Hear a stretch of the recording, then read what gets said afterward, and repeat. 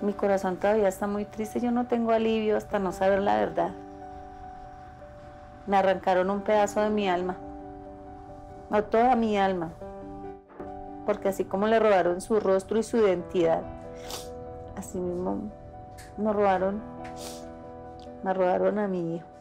Y en medio de la reclamación de ellas, que me decían, no seas cobarde, mamá, hay que matarlo. Y yo, sí, yo lo mato, yo lo pico. Si ustedes me pueden garantizar que Jorgito volvía a estar aquí con nosotros. Porque si no, yo no encuentro la lógica. Yo pensé realmente que, pues, que eran paramilitares y que hasta ahí llegaba yo. En ese momento, pues uno vive la intensidad de lo que es estar tan cercana a la muerte y pensar que podría ser torturada. Entonces era un compromiso conmigo misma, un reto de no... un reto con uno y con uno mismo y con lo que piensa, ¿no? Yo diría que esas ganas de luchar, de defender a otras, pero principalmente defender que mis hijos no vivan lo que yo viví, digamos que eso es lo que me da fuerza, ¿no? Y pensar en que mi mamá no dio la vida en vano por mí.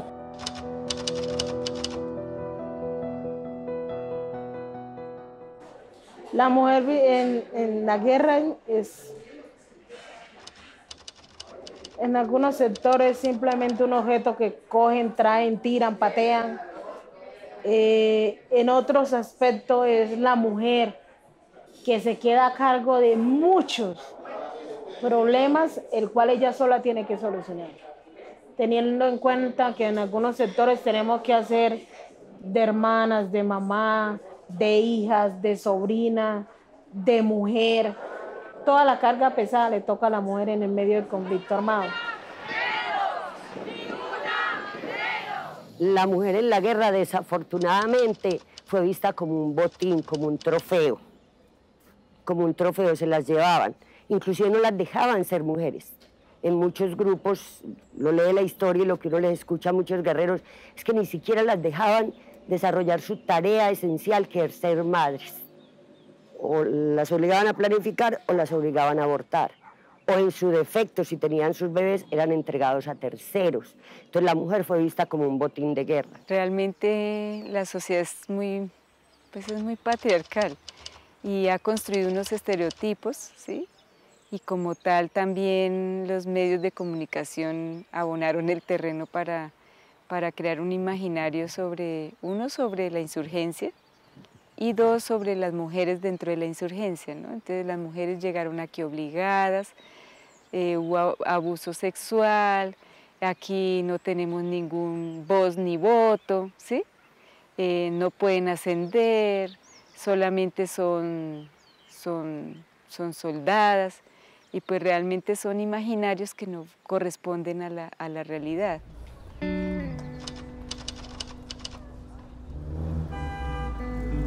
Era un muchacho que le gustaba hacer muchas cosas, un muchacho que le gustaba ayudar, él no podía ver a nadie pasando un tal ego pesado porque él ahí mismo, venga, le ayudo. No, decía yo, mami, no, yo me guerrea, me gusta guerrear, yo me la consigo guerreando, mami, tranquila. Era un muchacho muy dinámico y para mí es muy duro que se haya ido.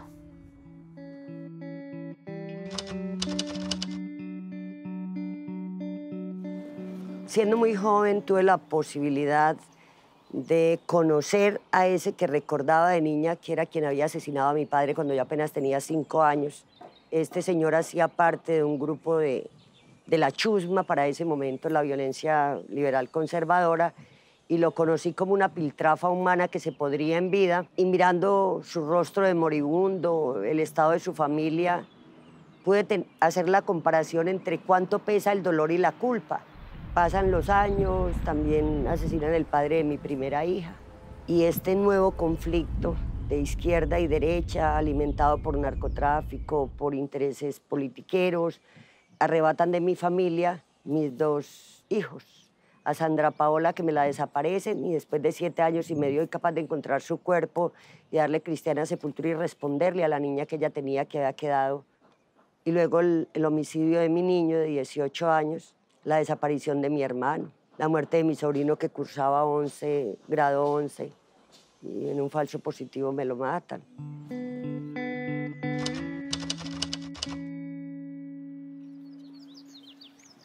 Cuando caí presa en manos de la Dijín, en la época de Uribe, que en la época de Uribe pues usaron la tortura como una forma de buscar información.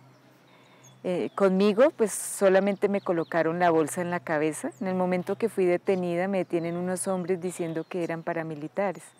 Me suben a una camioneta, me esposan las manos en la parte de atrás.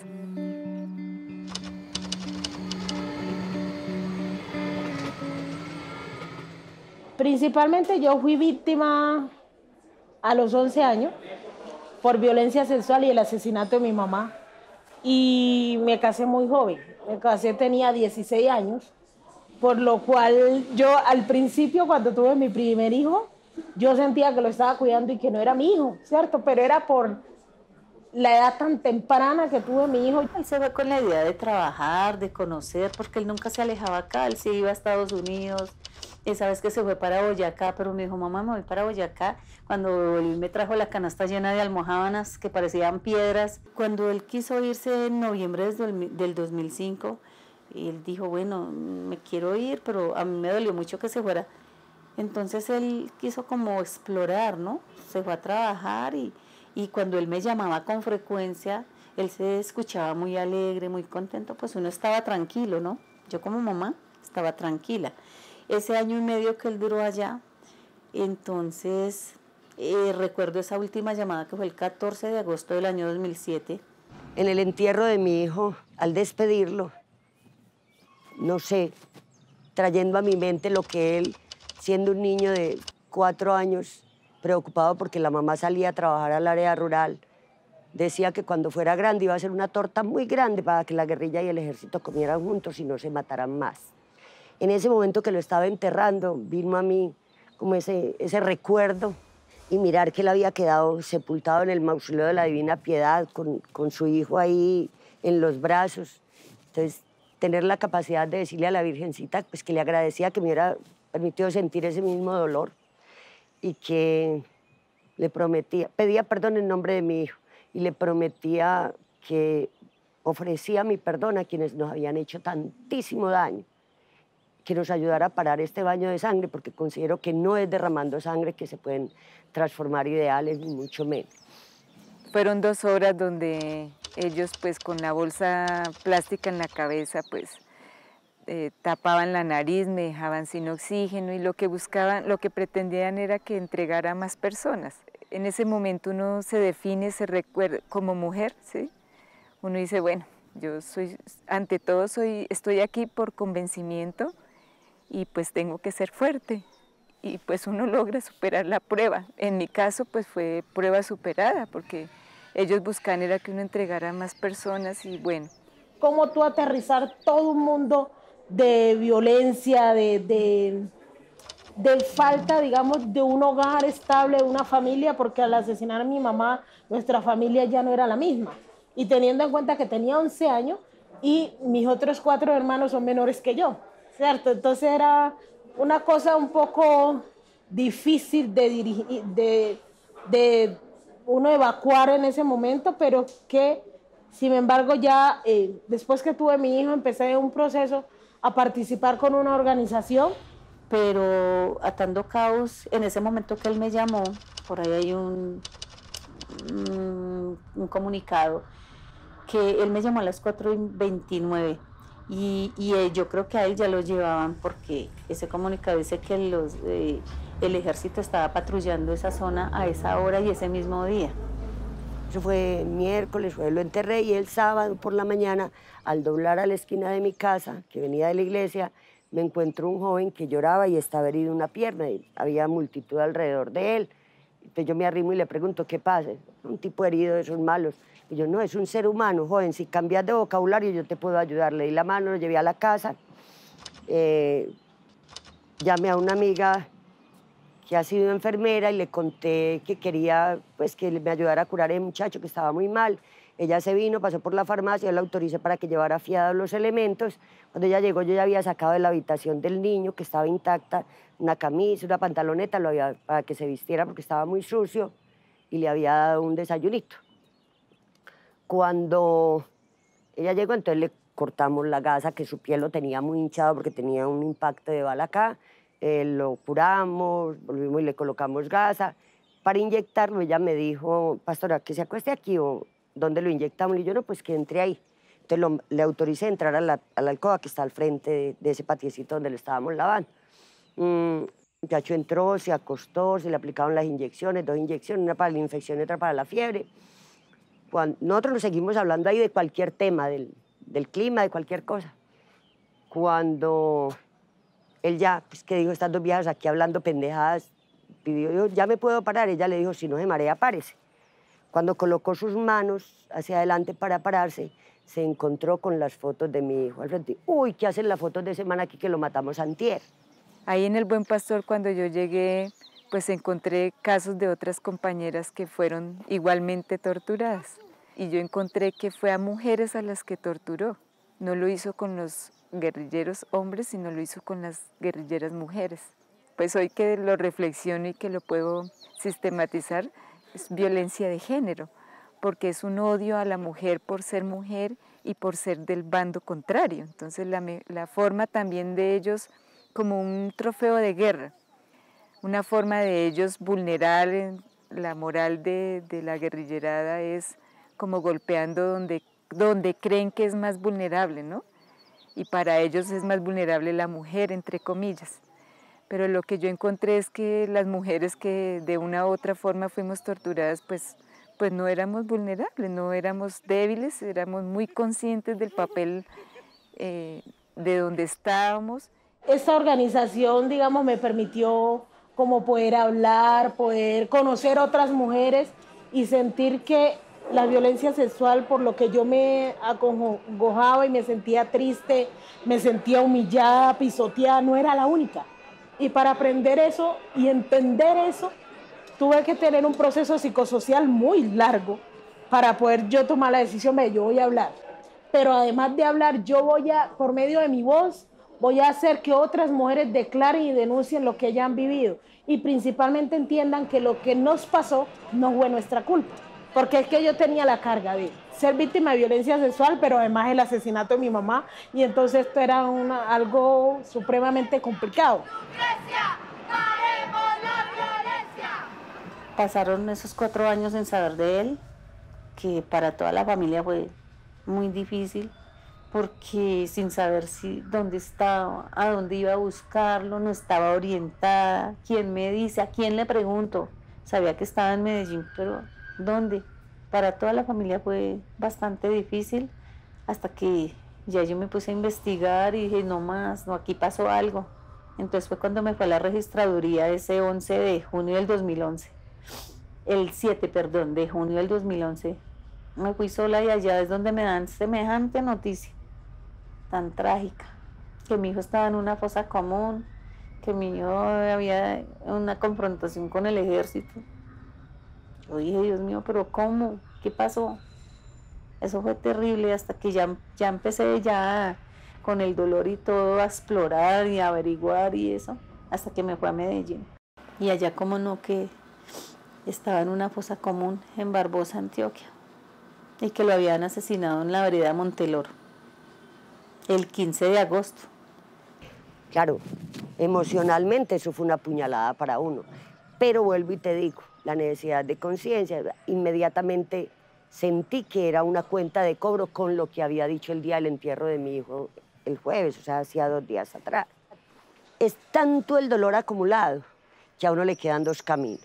O armarse y llenarse de odio, venganza, podrirse emocionalmente y armarse desde el dedo del pie hasta el último cabello para cobrar venganza, pero empezar a tirar piedras y tal vez sacarle torteros a quienes nada tenían que ver en esto, o por el contrario, desarmar nuestro corazón, hacer un ejercicio de donación del dolor y ayudar a esos que nos hicieron tanto daño, a ver si creamos una nueva generación en nuestro país.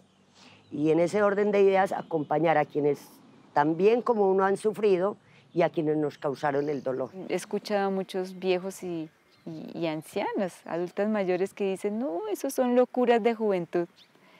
Hoy realmente considero que no fue una locura de juventud. Realmente considero que respondió a una decisión política y como mujer era una joven con claridades políticas que enfrentó la adversidad, grandes retos, dificultades, y eso cada vez me hizo mucho más fuerte, mucho más clara en que era importante aportar en un proyecto de transformación de sociedad. Y hasta la fecha, ese sujeta lo encontré en el camino, pero hoy hago un reconocimiento que desde que ingresé, al igual que nuestras camaradas, pues rompimos esquemas donde solo se ve a la mujer como mujer reproductora, mujer cuidadora de los abuelos, de los otros. En nuestro caso rompimos ese esquema porque no nos quedamos ahí, ni nos casamos, ni tuvimos muchos hijos. Bueno, realmente rompimos ese esquema, sino que asumimos retos muy importantes para transformar la sociedad. Y pienso que esa transformación partió por nosotras mismas, cambiar ese imaginario de fragilidad, debilidad, ¿no? Sin dejar de ser igual que ellos, tiernos, amorosos. Y la revolución, créeme que requiere mucho, estar uno muy enamorado de la revolución para asumir semejantes retos. Y yo creo que eso fue lo que en esta Universidad de la Vida realmente ese es el título más bonito, poder ser sujeta política. Hoy considerar que ingresé a la insurgencia y que afortunadamente estoy viviendo junto con mis camaradas la posibilidad de construir la paz con justicia social por otras vías. Creamos esta corporación, que es la Corporación Afrocolombiana del Puerto de mi Tierra, la cual lleva la foto de mi mamá. Desde esa corporación entonces ya empezamos a hacer un ejercicio más seguido, permanente, constante, y conociendo a otras organizaciones, movimientos y otras mujeres, donde no solamente somos las mujeres negras o indígenas, sino que todos los sectores sufren diversa violencia, que a nosotros nos toca en el marco del conflicto armado, pero hay otras que les toca, digamos, la violencia intrafamiliar. Empezamos a viajar, yo vivía en Urabá, empecé a viajar a Medellín. En Medellín me encontraban en un evento y me amenazan, donde dicen que lo mismo que le pasó a mi mamá me puede pasar a mí. O sea, si yo reconozco mi historia y sé qué fue lo que me pasó, fue algo trágico, por lo cual me toca desplazarme de el Urabá a Medellín, donde ya después que era esa mujer que estaba estudiando, que quería ayudar a los demás, era muy complejo porque tenía 2 niños, el cual me encontraba sin empleo, sin una vivienda, sin nada y sola. Entonces yo ya no tenía tanta fuerza. Ejecuciones extrajudiciales son todos los asesinatos que han habido en Colombia. Esas son, porque se llevan los muchachos. En esa época del 2008 y mucho más atrás, siempre se llevaban personas de bien, personas de la calle, muchachos que de pronto tenían algún vicio y los hacían pasar como guerrilleros muertos en combate. En ese entonces estaba el presidente Uribe y estaba Santos, era ministro de Defensa.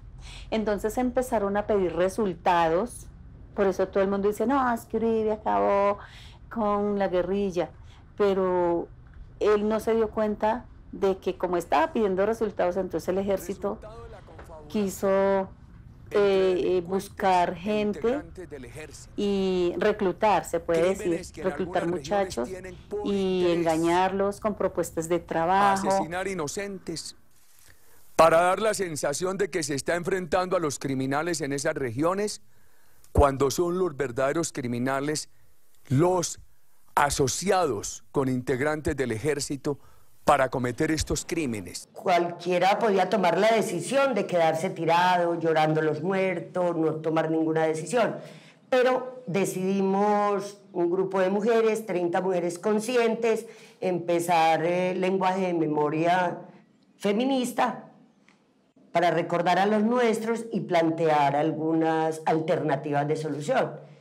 Dimos el salto en el municipio de San Carlos para colocarnos a la otra orilla, las víctimas que de alguna manera habíamos transformado el dolor en un momento de esperanza y de responsabilidad para ayudar a abrir unos nuevos escenarios, porque entendimos que no éramos culpables de lo que nos había pasado, pero sí responsables de lo que podía seguir pasando en este territorio. Ya después ya se profundizó el proceso de paz, ya se avisoraba más marcada la posibilidad de un acuerdo. Yo ya estaba en embarazo.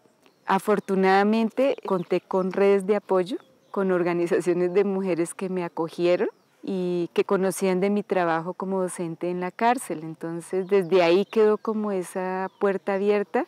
Cuando salí me apoyaron. Yo empecé repartiendo refrigerios en talleres. Fue muy bonito porque pues yo dije, sí, eso hay que hacerle a todo.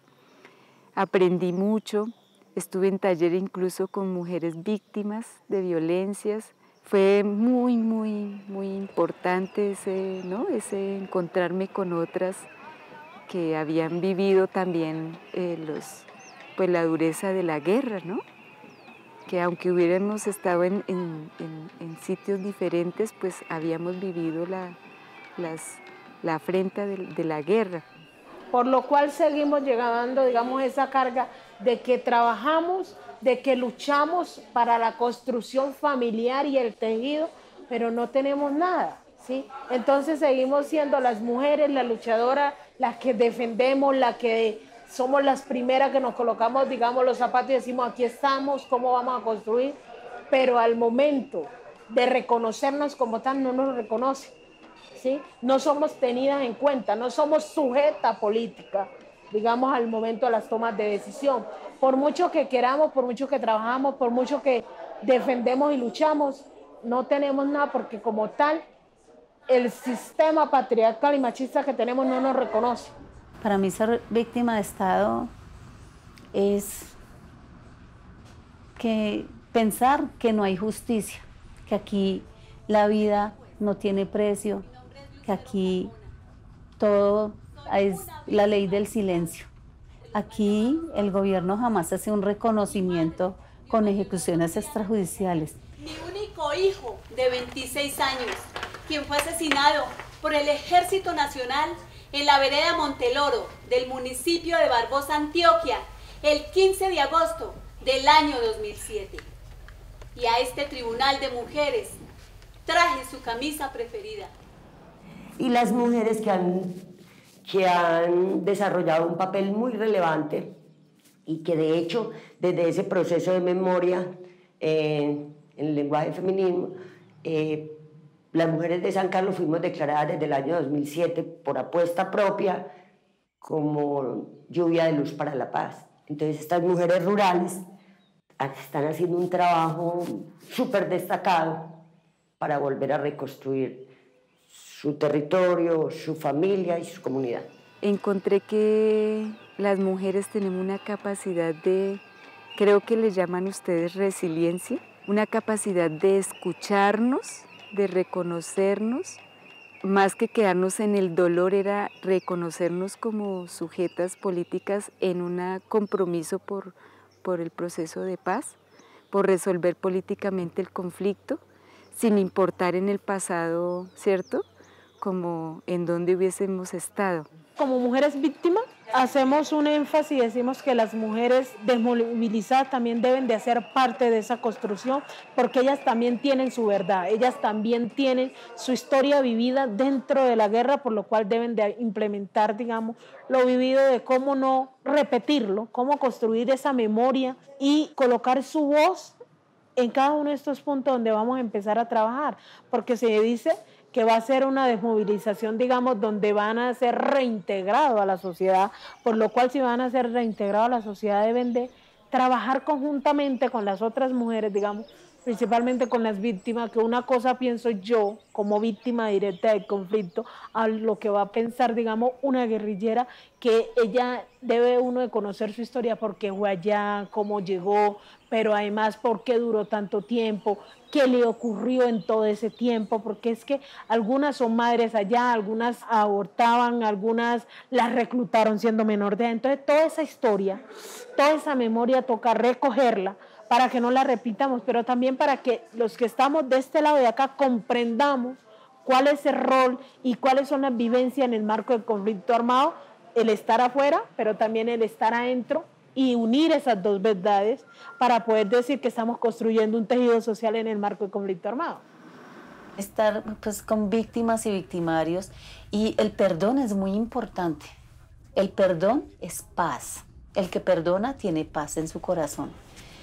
Entonces, cuando una mujer, así sea víctima, logra llegar a mirar a los ojos a un guerrero, y más allá logra abrazar a un guerrero, digamos de alguna manera que descongeló esa primera capa de ese corazón duro y puede empezar a mirar lo humano que hay en el otro, y no al ser humano como guerrero, sino la esencia humana que hay en el otro. Yo creo que ahí es donde radica la posibilidad de que las mujeres desempeñemos un papel muy relevante. Y pues ni más faltaba que si tenemos esa capacidad nos echemos a dormir con ella o nos vamos de tumba con ella, pues sería el colmo del egoísmo. Hay que antes acompañar y desarrollarla, potencializarla y ponerla al servicio. Tener en cuenta que no es lo mismo una mujer víctima de violencias a un hombre, y que una forma de tomar acciones y medidas para disminuir esas desigualdades pues es que tengan de verdad, sean tenidas en cuenta como tal, y que se tomen medidas contundentes en la resolución de sus exigencias.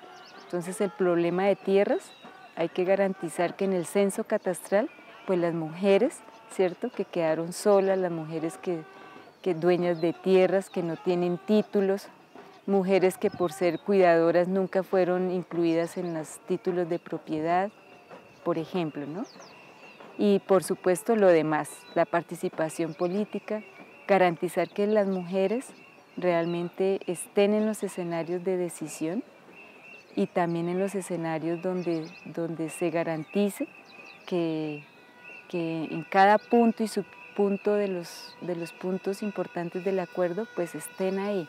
No solo las mujeres, ¿no?, mujeres campesinas, afrodescendientes, indígenas, pero también la población minoritaria que ha sido excluida y que no se tiene en cuenta en otros acuerdos. Por medio de la participación de las organizaciones, movimientos, asociaciones y digamos el insistir de las víctimas que debemos de ser reconocidas, pero además tener en cuenta la no repetición, decidimos, digamos, participar en las mesas, en los espacios, digamos, donde hay toma, digamos, de decisión y creación de propuestas hacia la política pública que conlleven a una mejor atención de tanto la población como las víctimas, ¿no? Desde ahí entonces en las mesas, tanto municipal, departamental, nacional, organizaciones, movimientos, asociaciones, se viene haciendo, digamos, un seguimiento a esa política pública, pero además el aporte de las propuestas desde lo vivido.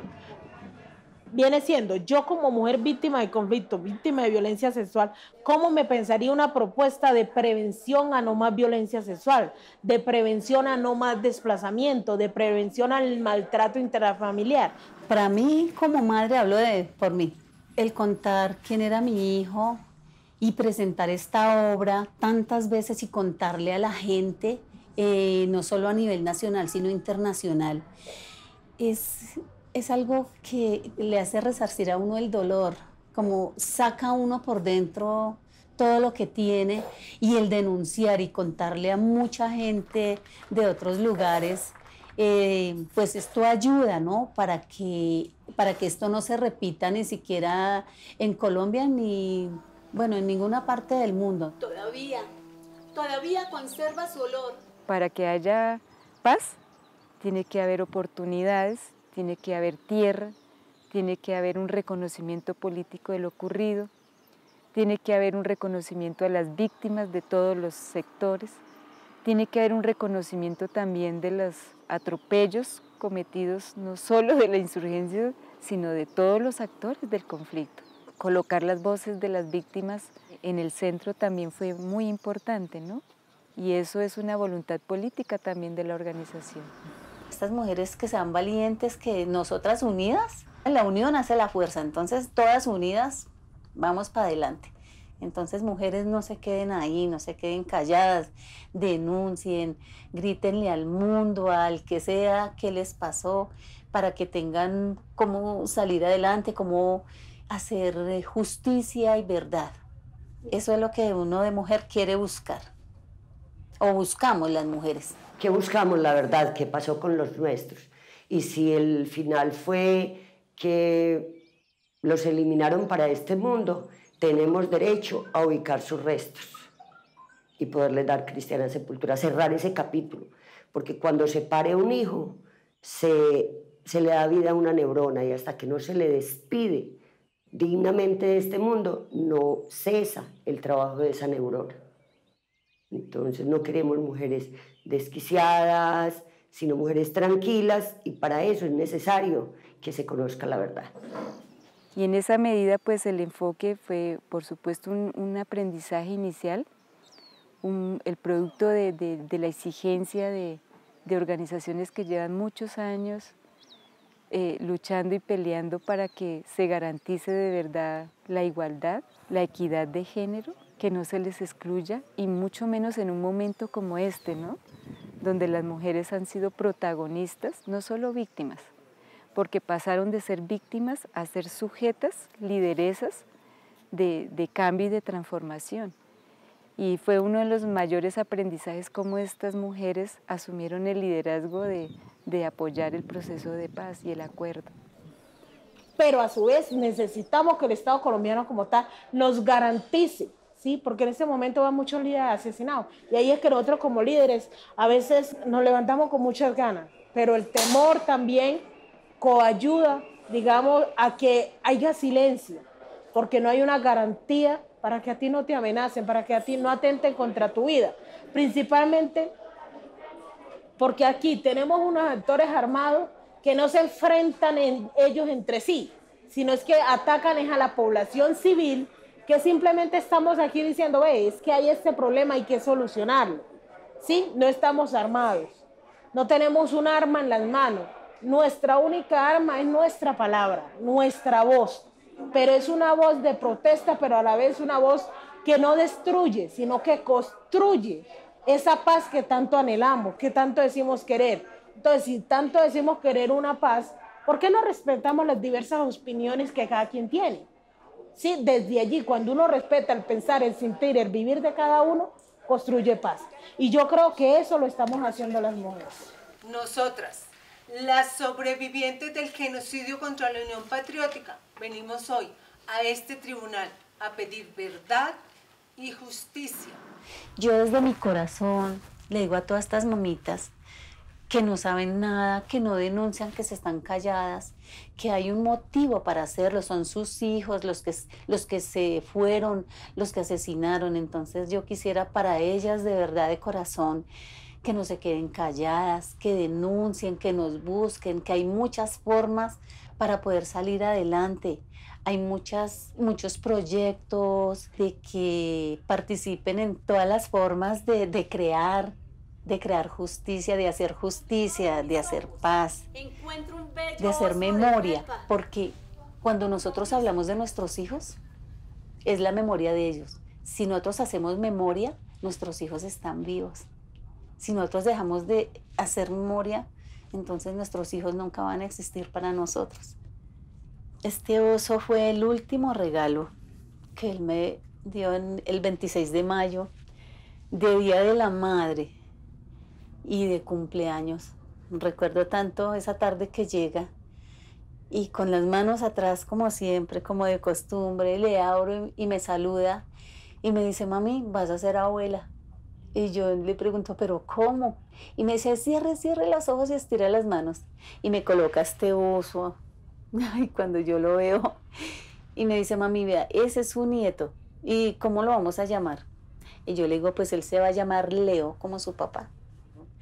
Encontré una música muy bonita y el título llevaba por Oso de Felpa. Y me puse a investigar, pues, cómo era la letra. Me la aprendí, hasta la grabé. Y esa canción se la dedicó a él, porque él está solo y está triste, porque su papá no está. Entonces a él le voy a cantar el Osito de Felpa. Osito de felpa, juguete de mi hijo, de mi pequeñito, que una madrugada se llevó el Señor. Al verte tan solo, creerás un sueño, que tu fiel amigo ya se haya ido para no volver. Tus ojos de vidrio no saben del llanto, del amargo llanto que dejó en mis ojos desde que él se fue. Osito de felpa, yo sé que lo extrañas, dame tus manitas, que yo fui su madre, tu amiga seré. Muchos dicen con expresiones muy déspotas, ya se murieron, déjenlos en paz. Nosotros, las familias de los desaparecidos, seguimos sosteniendo que, como todas las personas que van a las universidades merecen la graduación y el diploma, todos los seres vivientes, los seres humanos, estamos en la universidad de la vida. Y como tal no merecemos la graduación, que es un velorio, y el diploma, que es una lápida.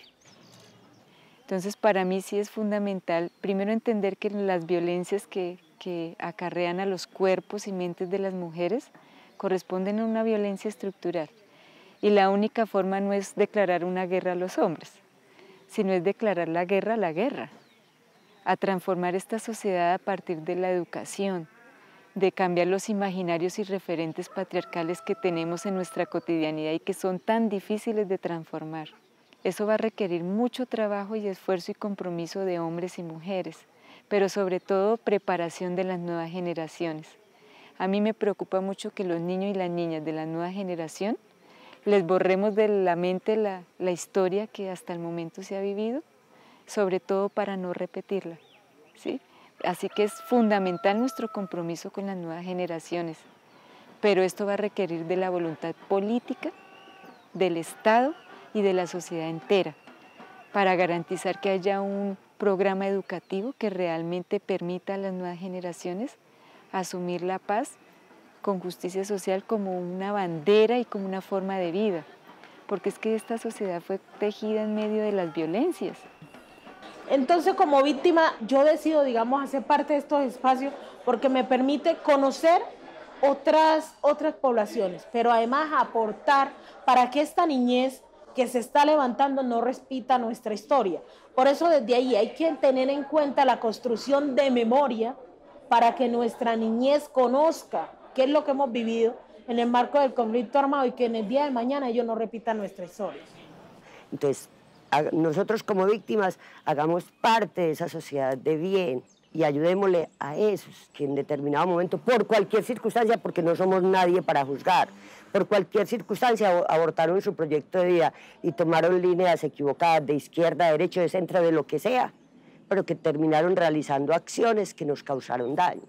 Aprovechemos y ayudémosles, porque ellos podrán ser el apoyo para nuestras nuevas generaciones, para los bisnietos o las generaciones que vienen. Si hoy seguimos destruyendo a todos, ¿quién le va a dar la mano a las nuevas generaciones que vienen? Creo que soy una persona por la cual mi mamá no murió en vano. Yo creo que mi mamá haberme defendido me dio esa oportunidad de poder hablar por otras, de poder decir que como mujeres también hacemos parte de esta sociedad y por la cual debemos de ser tenidas en cuenta, debemos de ser respetadas y cuidadas como lo que somos, ¿no? Y que simplemente no debemos de ser mujeres al servicio, sino mujeres sujetas de derechos. Este es un momento histórico en donde podemos, todas unidas, primero colocar nuestra voz en el centro, posicionarnos como sujetas políticas que somos y como sujetas no solo creadoras, sino procreadoras, pero también transformadoras de esta sociedad que tanto necesita. Es un sueño colectivo, pero no puede hacerse realidad si nosotras no asumimos un compromiso con nuestra transformación y la transformación de nuestro mundo. Porque creo que un mundo, al igual que ustedes, un mundo mejor es posible.